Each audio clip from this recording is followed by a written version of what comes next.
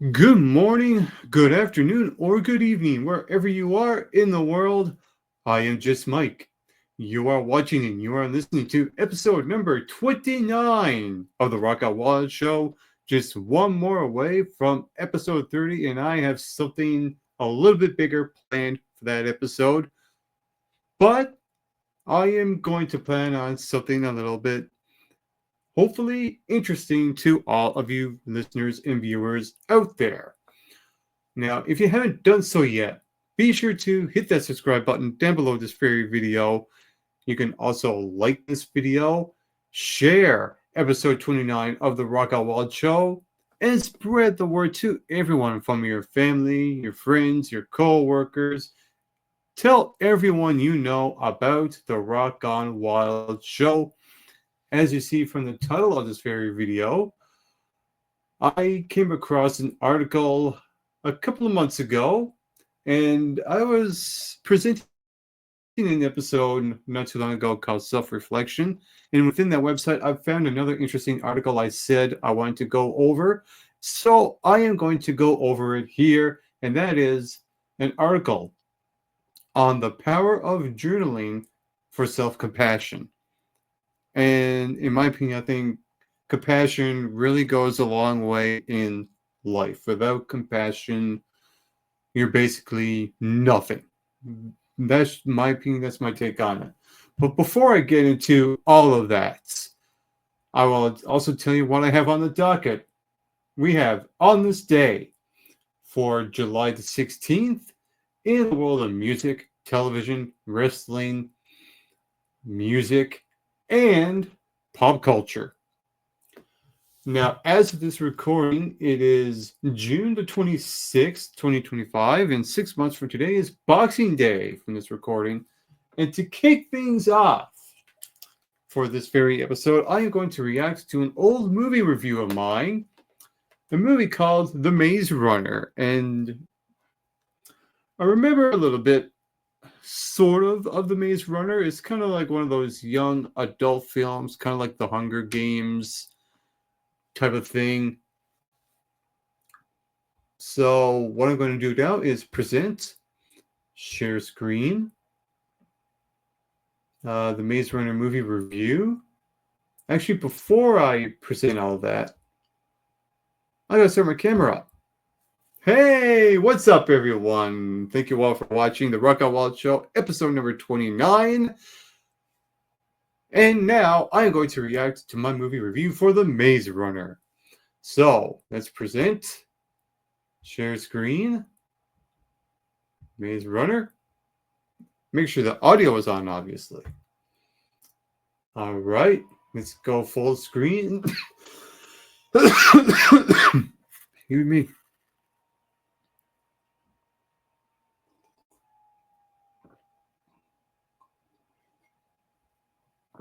And also, I'm also experimenting on the position of my camera, so this might be my new thing where I switch up the camera angle every now and then just to keep it a little bit fresh.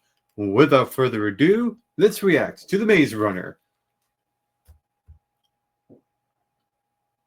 In 3, 2, 1, go.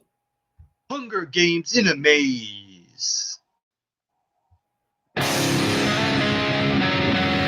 Hey, what is up, all movie fans in the Movieverse? Welcome to the Mike McGrath Movie Review YouTube channel. Right now I'm going to talk about a movie, and it is called The Maze Runner. And what this movie is about, it is about a bunch of young teens who have to try to learn how to survive on this place, and they have to complete a maze, a big, huge, and difficult maze in the process. How amazing is that? But And this young fellow by the name of Thomas, he's the star of the show, played by Dylan O'Brien. And what happens is that it starts off pretty strong, and he's being sent down, forced to being sent down with his memory erased, much like everyone else in this movie. And what happens is that they have to, like I said, learn how to survive and to complete this maze in the process. And what I like about this movie is the acting. The acting was really well in this movie. Dylan O'Brien played Thomas in this movie. He was the star of the I show. do know who And what I Dylan like O'Brien about is. this movie as well is that, there's sometimes you gotta have conflict. You don't have to have necessary villains in the movie, but you have to have someone who sometimes you can't stand. Sometimes this guy's really annoying, and I like what Will Poulter brought to the table as Gally. He was the guy that has been on this place trying to figure out the maze for 3 years, but he says that this place is home. But Thomas says, no, we can get out of here. He's really curious about the maze, and he wants to be a runner. And what he has to do is he has to go through this process of being a runner, blah blah Mhm. blah. You know the rest. So what happens is that he does become a runner, and he has to try to complete the maze. He only got so far, and he has to go back and stuff like that. I'm not going to spoil and really get into detail about a lot of things in this movie. So this is going to be a spoiler-free movie, but I will talk about the ending, which I'll get to later on. Mhm. What I also like in this movie is that when it comes to the maze itself, it was structured very well. It looked like a really difficult maze to get through. And there's also these things called the Grievers. They are this big, huge, monstrous, spotter-like android type of things where they basically have no remorse of killing anything because they don't have any brains. Right. So these are the things that these kids have to worry about trying to complete the maze, but they only come out at night, which is interesting. And what I Mhm. also found interesting is that this was a I'll say this: I do like the concept of this movie. really interesting movie all over. At least for the first hour of this movie, really got me intense. It really got going very well. It was very suspenseful. There were a lot of good chase scenes in this movie, so it really kept the movie well. It was paced very well. It started off really strong, maybe too strong. Maybe they dove in it way too quickly. Yes, Mhm. this movie Sure. was a little rushed. That was one of the nitpicky things I had. And they also throw in a girl in this movie, and here I'm thinking, okay, there's a lot of male young teens, so testosterone is flying everywhere, and basically, yeah, you get the idea. It's really cliched, and it's kind of unfortunate that this movie did fall into some unnecessary cliches, but I really enjoyed this movie. Like I Okay. said, it was a little rushed, but uh, and it's also one of those things where this is a movie based off a book, and usually it Right. Yeah. takes maybe about a week or so to complete a book, and it only takes 2 or 3 hours to do a movie. And I get this the whole thing about I should rephrase that. It takes a week to read a book and 2 to 3 hours to watch a movie. That's what I actually meant. movies not being true to the book or as good as the book. I get it. I understand that. You don't need to read a book in order to watch a movie Exactly. because just let movies be movies Yeah. and let books be books. Yeah. They're two completely different things, so they're going Yeah. to be different. Yeah. That's true. And with this movie, yes, there were some issues with it. Kind of like the ending. I thought the ending of this movie, I get why people complain about it Hmm. because, they, even though they gave us an explanation to why they're there in the maze, they never really gave us the reason, the significance, and the purpose of not what's going on. We get that, but why they're there. Right. To me, it felt like wasn't enough effort being put in at the end, and it kind of lost me a little. But but like I said, it's one of those movies where the first half of it was a little better than the second hour. That was Right. the only thing that really deprived me of this movie. So overall, I will still give this a fresh rating. I don't think it was a bad ending. I I don't think it was the best direction they could have went in, Hmm. but in the same time, I actually don't remember I the did. ending. I mean, I know people say it's far-fetched, the ending's far-fetched, but I really do not remember the ending at all. So, just a note for you. I don't see that. Really, the Jeremy Johnsons of the world, the Chris Stuntmans of the world, the Schmovilles of the world say that the ending's bad. I kind of don't see it, but I do understand why they would say that. So yeah, Mm-hmm. the acting, I mean, the ending to me was hit and miss, but the acting was really good in this movie. I like the conflict between Thomas and Gally in this movie. Mm-hmm. I like the young kid who was Thomas's friend in the movie. There are a lot of filler people in this movie that they're the only reason why they're there is that they're going to be killed off anyway. So overall, I really enjoyed this movie despite that they didn't explain a couple of things in this movie that probably should have been explained as well. So overall, I would rate this movie 70.5 points out of 100. And All if right. you saw The Maze Runner, what did you think about it? Feel free to comment in the comment section below and give me your thoughts on this movie. And also, you can hit that subscribe button down below this video to get McRocks. So, yeah. Another thing I should say is that I really don't remember any of the characters at all either. Like I actually don't. I don't remember the story at all. The only things I remember about the Maze Runner is that I remember uh, there's a whole bunch of mazes, and well, it was like one giant maze the characters had to go through with a bunch of obstacles to overcome.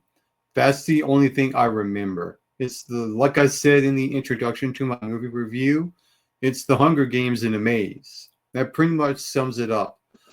So that is my reaction to my old movie review for The Maze Runner. Now let's get into some of the stuff that happened on this day in the world of film and television. So I'm going to share screen and let's kick it off. For July 16th, let's see what happened in years past in movies and TV history.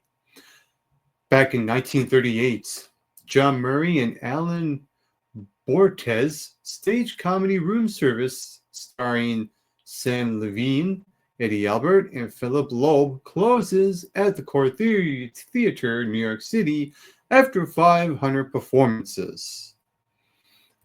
In 1953, KROC, now KTTC TV Channel 10 in Worcester, Minnesota, NBC first broadcast. I probably mispronounced the city, but oh well. In 1977, Janelle Commissioning of Trinidad and Tobago crowned 26th Miss Universe. I am sorry if I mispronounced her last name. In 1988, landmark Japanese animated cyberpunk manga film Akira released, directed by Kazushiro Otomo. In 1990, Bridget Lee Ann Wilson of 17 of Oregon, 8th crowned Miss Teen USA.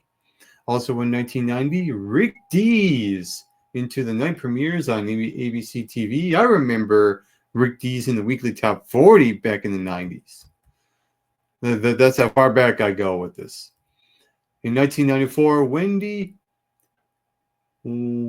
Wasserstein staged plays The Sister Rosenwig, starring Madeline Kahn, closes at Ethel Barrymore Theater, New York City, after 556 performances. In 2001, Jurassic Park 3, starring Sam Neill and William H. Macy, premieres in the U.S. In 2004, Martha Stewart is sentenced to 5 months in prison plus 5 months in home confinement for lying to federal investigators. World famous. World famous. In 2012, The Dark Knight Rises, directed by Nolan We Trust, Christopher Nolan, starring Christian Bale and Anne Hathaway, premieres in New York City. In 2017, BBC announced its first ever female Doctor in Doctor Who will be played by Jodie Whittaker.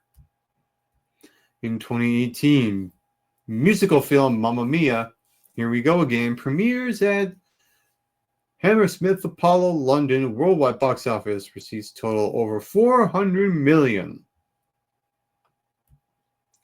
And those are all the things that happened on this day for July 16th. Now let's look at some of the stuff that happened in the world of professional wrestling. For July 16th, as you see a picture there of Vader and Hulk Hogan brother inside a steel cage. Looks like a nice day outside there. And so let's see what happened in wrestling in years past. In 1988, in one of the most notorious incidents in wrestling history, international star Bruiser Brody is stabbed to death after a wrestling show in Bayman, Puerto Rico. Although never proven, it is, though, that the stabbing was carried out by Jose Hurtez Gonzalez, who wrestled as Invader, Invader 1, I believe. Brody, real name Frank Gudish, was stabbed twice in the stomach and died the next day in hospital from excessive blood loss. That is unfortunate. That really sucks. 1990, the 27th edition of WWF Saturday Night's Main Event is taped at the Omaha Civic Center in Omaha, Nebraska. All three titles are up for grabs and retained on the show. In the opening bout, the Ultimate Warrior retains the WWF Championship with a disqualification win over Ravishing Rick Rude. Next, Demolition, Smash, and Crush defeat the Rockers, Shawn Michaels, and Marty Jannetty to keep hold of their WWF Tag Team Championships. Finally, Intercontinental Champion Mr. Perfect retains over Tito Santana. On a side note, I am waiting for the day that Demolition goes into the WWE Hall of Fame.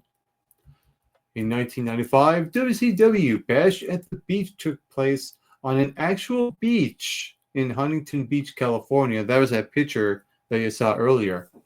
In the main event, Hulk Hogan retains the WCW World Heavyweight Championship with a win over Big Van Vader in a steel cage match after escaping the cage. This was the first match in WCW history that used the escape rule. Interesting trivia right there. In the year 2000, ECW's Heat Wave 2000 takes place at the Grand Olympic Auditorium in Los Angeles, California. Justin Credible defeated Tommy Dreamer in a Stairway to Hell match. The event is perhaps better remembered for the legitimate interruption of the show by a bunch of wrestlers from the XPW promotion who bought front row seats to the show. In 2001, Bam Bam, Terry Gordy, best remembered as one of the Fabulous Freebirds, died of a result of a blood clot causing a heart attack at the age of 40. Died way too young. In 2002, just a day after Eric Bischoff is confirmed as the Raw General Manager, Stephanie McMahon returns to WWE television for the first time in nearly 4 months in the position of SmackDown General Manager. In 2006, TNA's Victory Road pay-per-view takes place in the Impact Zone in Orlando, Florida. In the main event, Sting won a 4-man Road to Victory match against Scott Steiner, Samoa Joe, Christian Cage to earn a TNA World Heavyweight Championship match at the next pay-per-view, Hard Justice. In 2020, WWE tapes the Manic Swamp Fight match between Braun Strowman and Bray Wyatt that aired on the Horror Show at Extreme Rules pay-per-view. And in 2021, WWE SmackDown took place at the Toyota Center in Houston, Texas. The event was historic in being the first WWE event with a capacity crowd since March 2020 due to restrictions brought about by the COVID-19 pandemic. The show started with Vince McMahon boistering, asking the fans, "Where the hell have you been?" With the in-ring highlight of the night seeing Edge, Dominic Mysterio, and Rey Mysterio defeat Roman Reigns and the Usos.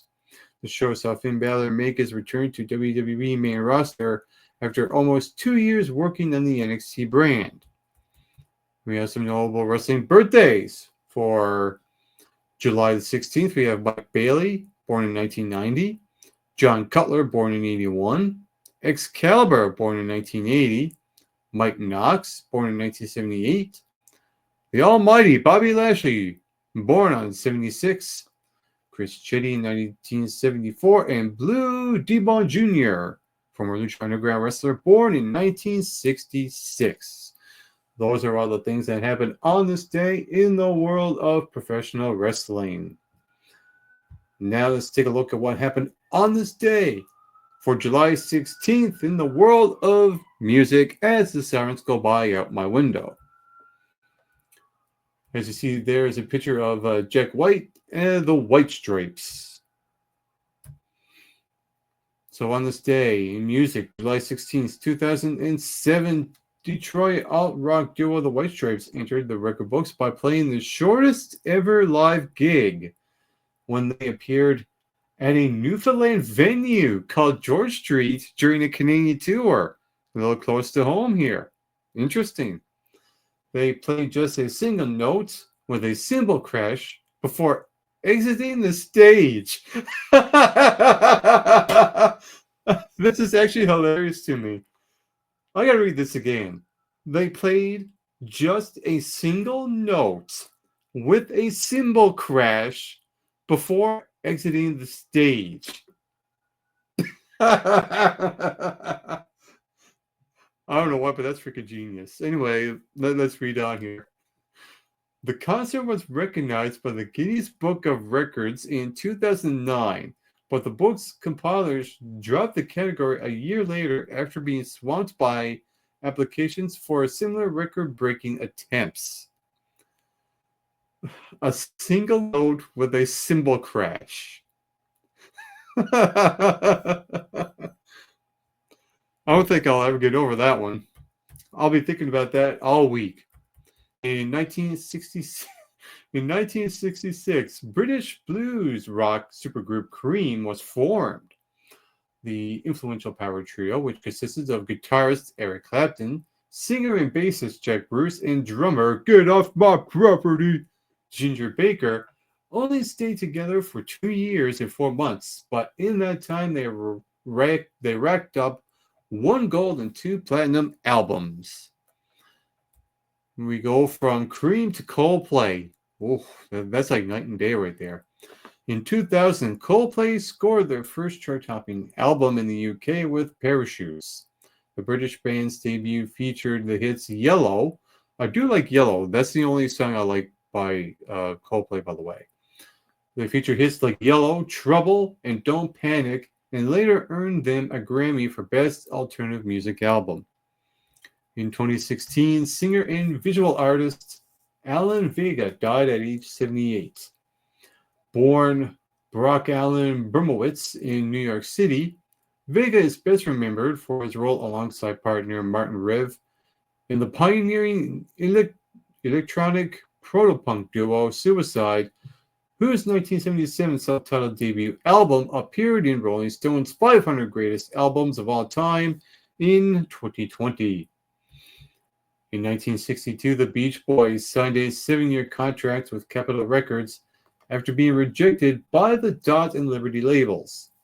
The first hit for the company was Surfin' Safari, which peaked at number 14 on the Billboard Hot 100.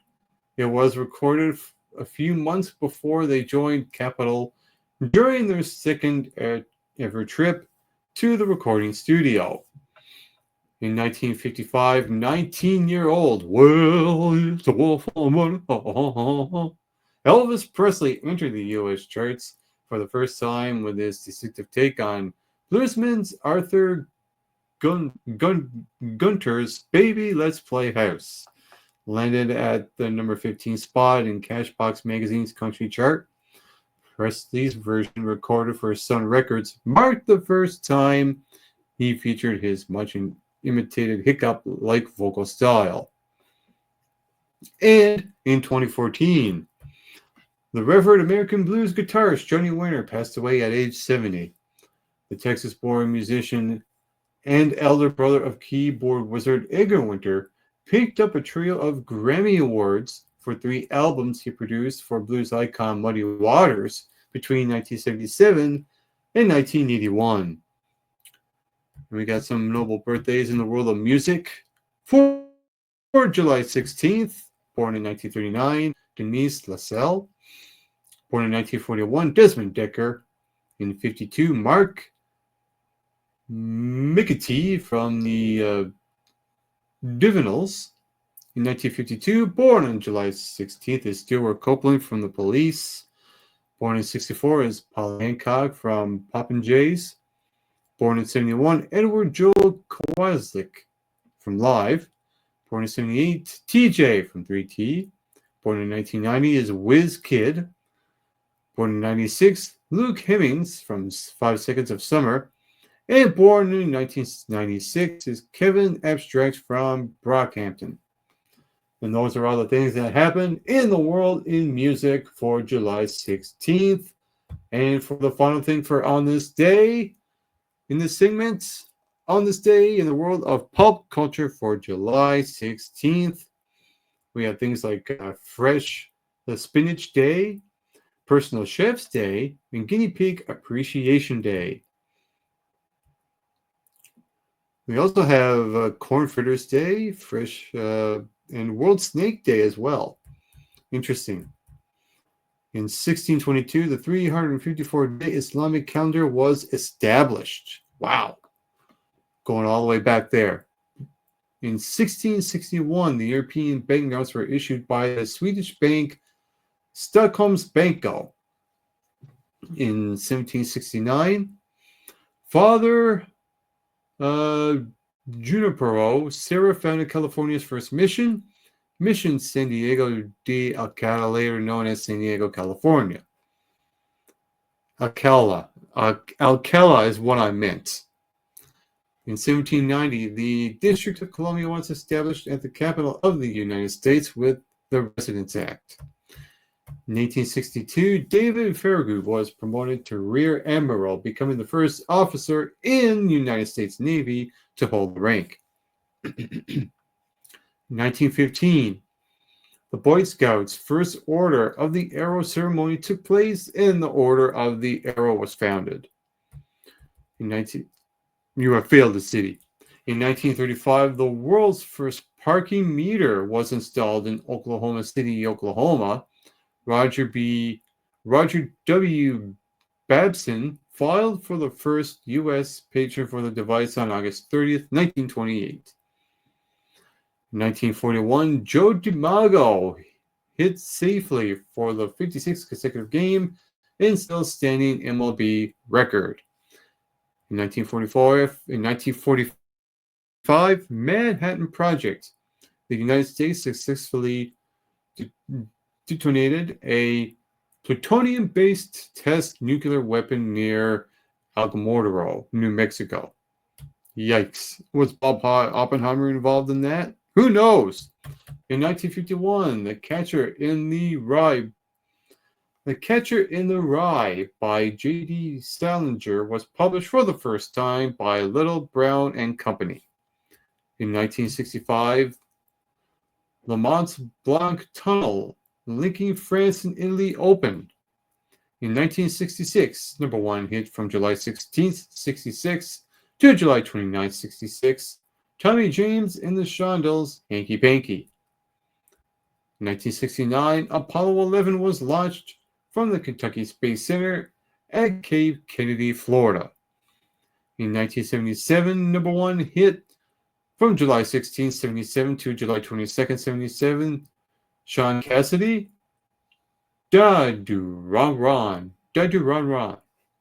In 1982, Young Doctors in Love, A Midsummer's Night's Sex Comedy, Summer Lovers, and Six Pack debuted in theaters. In 1993, Free Willy, Rhodes Scholar, Twist, and Hocus Pocus were released in theaters. In 1994, Comet Shoemaker, Levy 9 collided with Juniper through July 22nd.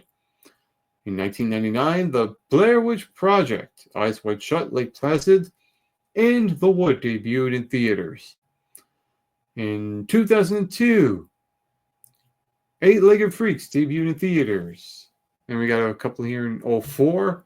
I, Robot and A Cinderella Story was released in theaters.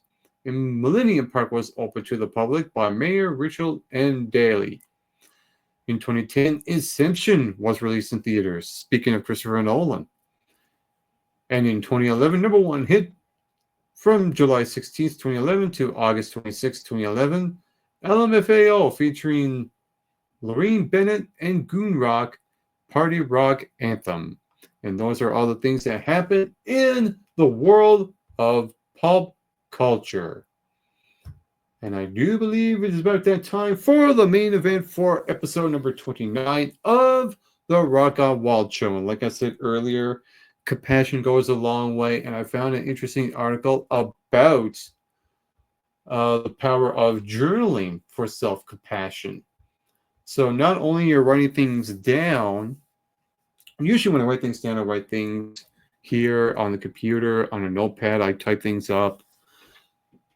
And so what I've been doing for the past couple of years, and I've been writing some stuff about compassion, and I feel like that for the last year or so, I've been slowly starting to get my compassion back because I felt like I've lost it for a while back in 2020 to 2022-ish. So I think it's only fitting and something that's very timely right now in 2025 that we talk about compassion on the Rock Out Wild Show. So what I'm going to do is present, share screen, and then let's look at this article. Now, I was going over the article of self-reflection a few episodes ago, and this is from the same website, from reflection.app, and one of the things I said at the end of that episode was that I like to go over this in the future episodes. So this is what I'm going to do. I'm going to go over this article called The Power of Journaling for Self-Compassion. This was posted this year, back in April. So like I said, it's something that's very timely. So let's go over this. Journaling is a powerful tool that can greatly enhance our self-compassion and promote overall mental well-being. Absolutely. In this article, we will explore the profound connection between journaling and self-compassion and how this practice can positively impact our lives. Additionally, we will discuss techniques and strategies for starting and maintaining a self-compassion journal, as well as overcoming challenges that may arise along the way. So let's kick things off here with understanding self-compassion. Before delving into the connection between journaling and self-compassion, it is important to have a clear understanding of what self-compassion truly means. Self-compassion involves treating ourselves with kindness, understanding, and acceptance, particularly in moments of struggle or suffering. It is about extending the same level of compassion to ourselves that we would to a dear friend or loved one. Self-compassion is not about self-pity or self-indulgence, but rather about recognizing our own humanity and embracing our imperfections with warmth and empathy. It involves being mindful of our inner dialogue and responding to ourselves with the same care and support that we would offer to someone we deeply care about. The role of self-compassion in mental health. Here we go. Now we're getting into it. Self-compassion plays a fundamental role in our mental health and well-being. Research has shown that individuals who practice self-compassion experience lower levels of anxiety, depression, and stress. By cultivating self-compassion, we can develop a healthier and more resilient mindset, better equipped to handle life's challenges. I'm going to stop right there for a second and go back here. So, lower levels of anxiety, which is something I don't even have anxiety at all. Depression, there was a portion of my life where that did happen. Stress, only very little. But that minimum, depression is a killer. I know a lot of people that I know go through depression. And especially celebrities. You know, you talk about people like Robin Williams who went through depression, and I'm sure there are other actors. I don't know off the top of my head, but I'm sure there are famous people out there that are going through depression right now, and I feel for them tremendously. I really, really do.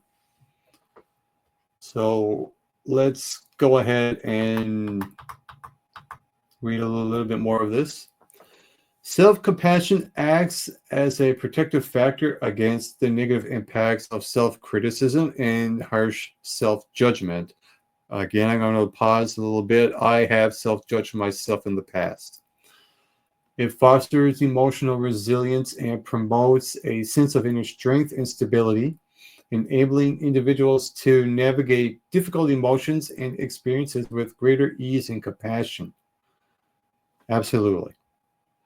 I mean, the whole thing about self-criticism, yeah. Even recording episodes of the Rock Out Wild Show, there are episodes where even though I'm saying things off the cuff, sometimes I'll think maybe I could have said this or that, and I never thought of it then, but I thought about it now, and it's a bit too late to redo it. You know, I'll have criticisms like that, but it's not like I'm beating myself up over it. It's just like nitpicks here or there, like I could have done this, could have said that. There's a little bit of that. The three elements of self-compassion. Self-compassion compromises three key elements: self-kindness, common humanity, and mindfulness. So self-kindness involves being understanding and gentle with ourselves when faced with difficulties. That's hard to do, I know. Common humanity reminds us that suffering is a shared human experience and that we are not alone in our struggles. Mindfulness entails being present in the moment and non-judgmentally accepting ourselves, including our flaws and imperfections. The three elements work in harmony to cultivate a compassionate self-relationship that is based on kindness, connection, and self-awareness.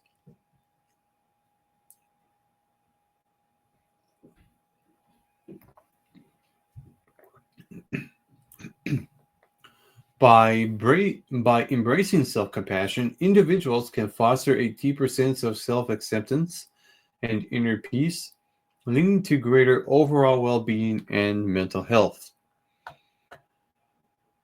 Now we got what this article dives into, the connection between journaling and self-compassion. Now that we have established a solid understanding of self-compassion, let's explore how journaling can deepen this practice and enhance our overall well-being.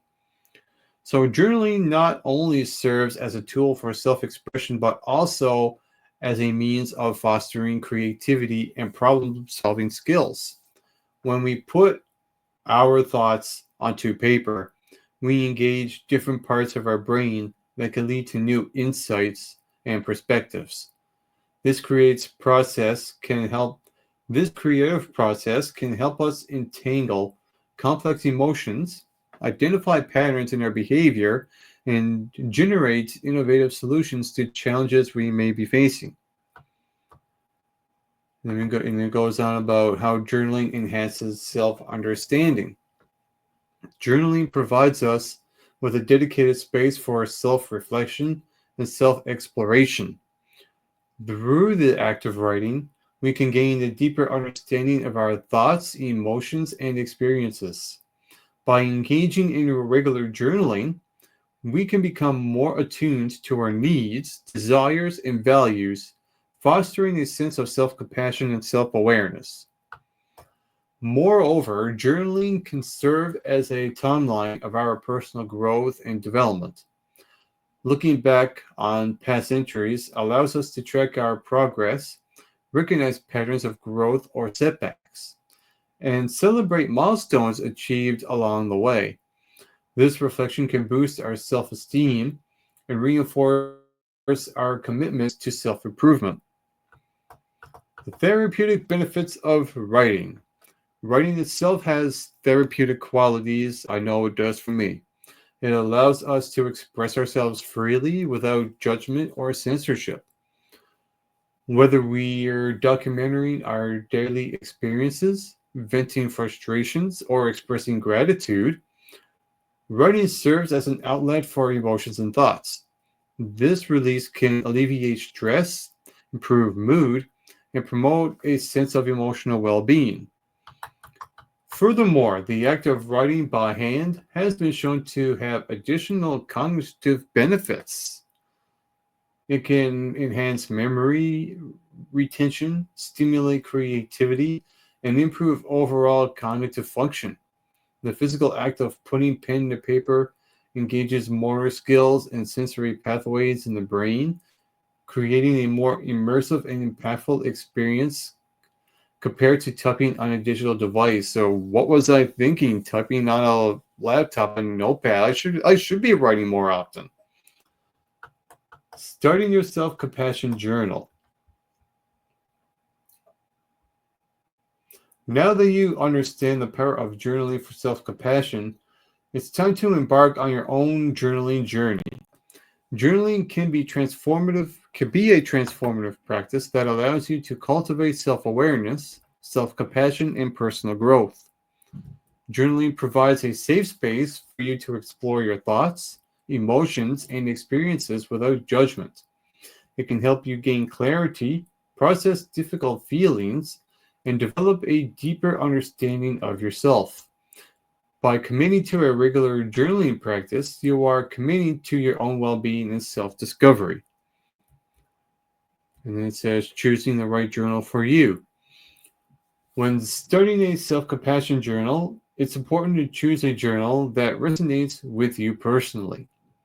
Whether you prefer a traditional pen and paper or a digital journaling app, select a medium that feels comfortable and conducive to your self expression. Consider the size, style, and format of the journal that best suits your needs and preferences. Some people find that the act of physically writing with pen and paper helps them connect more deeply with their thoughts and emotions. Others may prefer the convenience and organization of a digital journal that can be accessed from anywhere. Choose a journaling method that aligns with your lifestyle and creative preferences. And then it goes on to creating a safe space for a self-expression. So before you begin journaling, it's essential to create a safe and nurturing environment for self-expression. Find a quiet space where you feel comfortable and free from distractions, considering lighting a candle, playing soothing music, or practicing deep breathing exercises to create a calm and focused mindset. Creating a ritual or routine around your journaling practice can help signal to your brain that it's time to unwind and reflect. Remember that there is no right or wrong to journal for self compassion. The most important thing is to show up for yourself with kindness and openness. Allow your journal to be a judgment free zone where you can freely express your thoughts and feelings. Embrace the process of self exploration and self compassion as you embark on this journey of personal growth and healing. And we get into some techniques for self compassion journaling.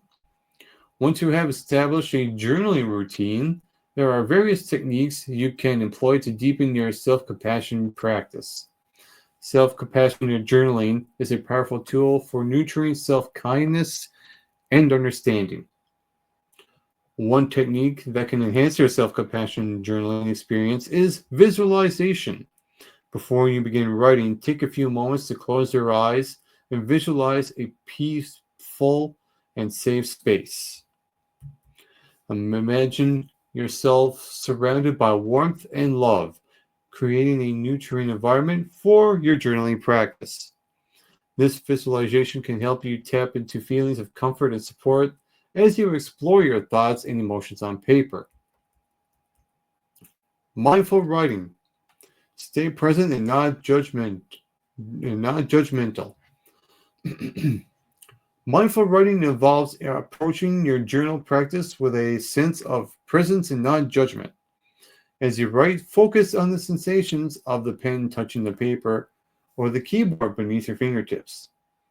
Allow your thoughts and emotions to flow without attaching any labels or critiques. Embrace the present moment and practice self-acceptance. Another technique to deepen your self-compassion journaling is gratitude journaling. What you're thankful for. Take a moment at the beginning or end of your journaling session to reflect on things that you are grateful for in your life. And there's a reason why Chris Van Vliet asks his guests, what are 3 things in life that you are grateful for? It's because of articles like this.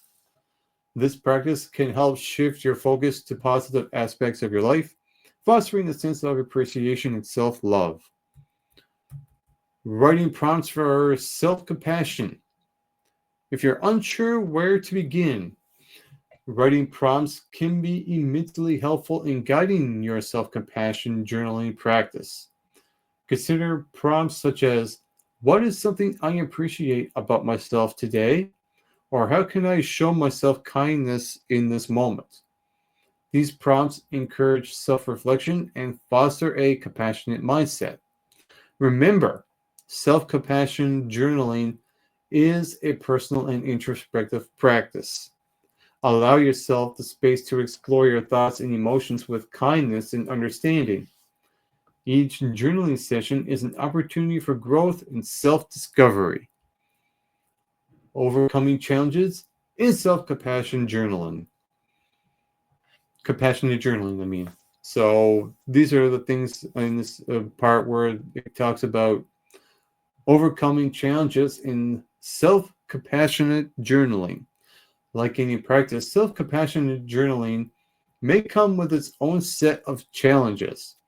However, with awareness and persistence, these challenges can be overcome. Self-compassionate journaling is a powerful tool for self-reflection and personal growth. It allows you to explore your thoughts and emotions in a safe and non-judgmental space. By delving into your inner world, you can gain valuable insights into your beliefs, behaviors, and patterns, leading to a greater self-awareness and self-compassion. Dealing with emotional resistance. At times, you may encounter emotional resistance when delving into deeper aspects of yourself. It's important to approach these moments with self-compassion and gentleness. Allow yourself to feel the discomfort and remind yourself that these emotions are a part of your human experience. I mean, that's something I do as well. I remind myself of the emotions that I used to have and grow and learn from them. Be patient and understanding with yourself as you navigate these challenging emotions. Emotional resistance is a natural response to facing difficult truths or painful memories. By acknowledging and accepting these emotions without judgment, you can create a space for healing and growth. Remember that self-compassion is not about avoiding discomfort, but rather about facing it with kindness and understanding. And really, kindness and understanding about yourself and willing to forgive yourself if you've ever done anything wrong and things of that nature. Maintain consistency in journaling. Consistency can be a challenge when it comes to journaling. Life demands and distractions can easily get in the way. To maintain consistency, consider setting aside a specific time each day for journaling, such as first thing in the morning or right before bed. Treat this time as a sacred ritual. honoring your commitments to self-compassion and personal growth. Creating a dedicated journaling routine can help you stay on track and make the practice a regular part of your daily life. By prioritizing self-compassion and journaling, you are investing in your well-being and emotional resilience. Remember that consistency is key to reaping the full benefits of this transformative practice. And in conclusion, journaling offers a powerful pathway to cultivating self-compassion and nurturing our overall well-being. By embracing self-kindness, recognizing our shared humanity, and practicing mindfulness, we can unlock the transformative potential of this practice. Start your self compassion and journal today and embark on a journey of self discovery, growth, and profound self acceptance. So, that is the article about the power of journaling for self compassion that was posted a few months ago. And that has been episode number 29 of The Rock Wild Show. Right now, I'm going to end this episode with a quote, and it goes something like this. In moments of doubt, remember that you are never alone. Your support network is there for you, ready to lift you up and guide you through any challenges. Lean on them. Share your thoughts and feelings, and allow yourself to be supported. Together, you can overcome any obstacles and find the strength in unity. Trust in the love and care that surrounds you. And remember that you are valued and cherished. Your journey is enriched by the connections you have, so embrace them and let them light your way through moments of uncertainty. You are never alone on this path. I am your host, Just Mike, and this has been episode number 29 of The Rock Wild Show. And on a final note, to all of you watching and listening to this all around the world, get plenty of rest. And always do your best.